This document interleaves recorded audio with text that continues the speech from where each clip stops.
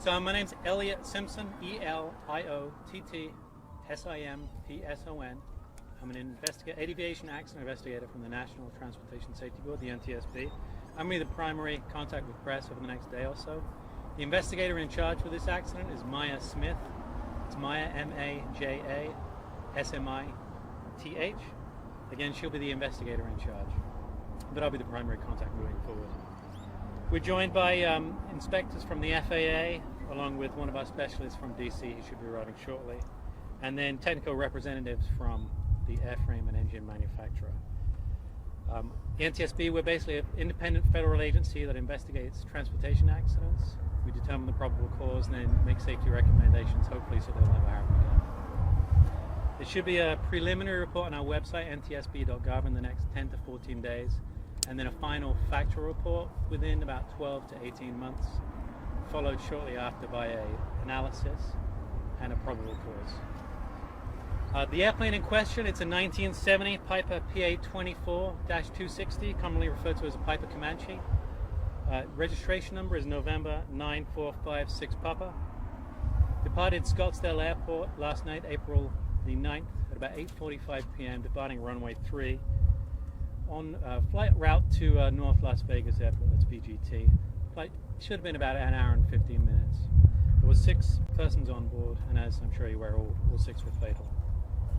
Departed from runway 3, and the crash occurred about 3/4 of a mile north of the departure end of the runway, just beyond a berm in the golf course just north of the airport.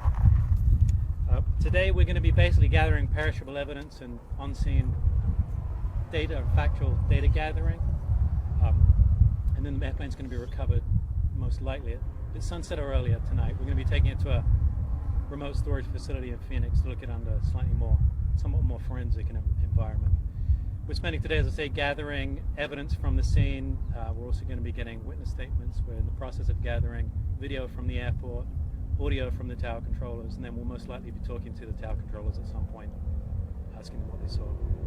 So I can throw it out to questions. A couple of things though, I won't be providing any analysis, any conjecture. The questions really need to be factual in nature. I'll only be asking specific factual questions, so nothing along the lines of, are airplanes safe or what have you.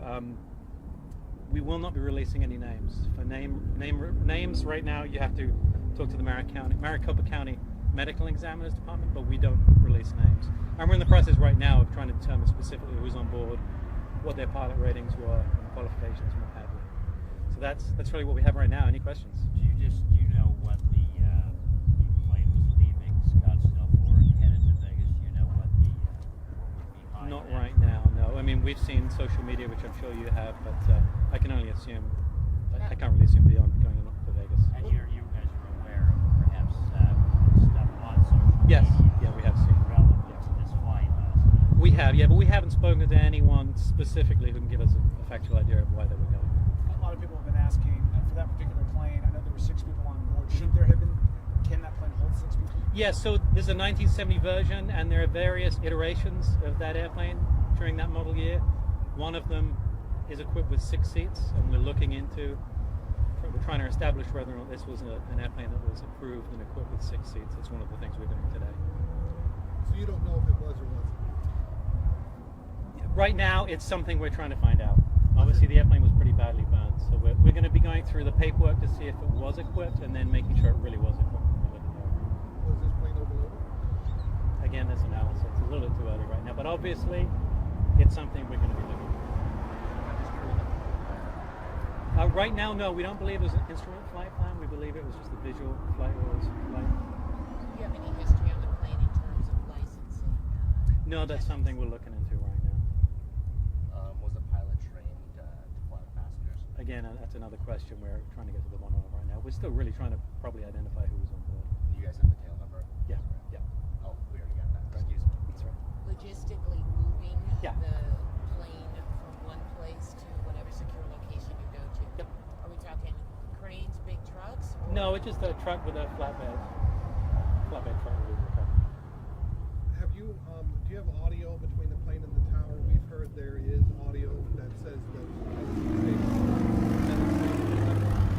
Yeah, we don't have official audio from the FAA yet. We've heard the audio that I'm sure a lot of people have heard that's online, but we don't have anything specific that I can really give you an answer to right now. But we're requesting full audio. Is it normal for planes to do training flights at night like this?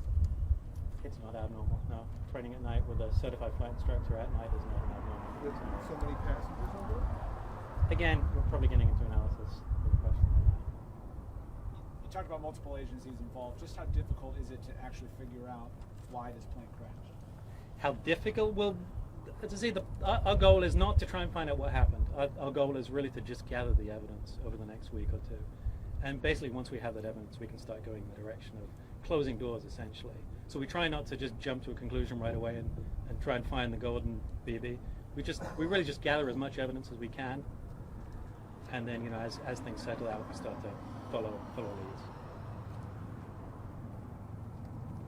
When it is a plane that's crashed after takeoff, are there certain patterns that you look for? Well, again, we really document how the airplane landed, whether it landed in a controlled fashion, whether the pilot seemed to be in control. But we really just document any trees that the airplane hit, the ground scars, debris patterns, length of debris, and we just control what we do at this point. Is there anything that would indicate at this point that it was a controlled landing? It's just too early right now. How much weight do planes like this carry? Whether the 6 or the 4-seater? I can't. It's in the thousands of pounds range. I don't have the specifics on this airplane because we don't know exactly how this airplane is configured. It's in the low, below 2,000 pounds.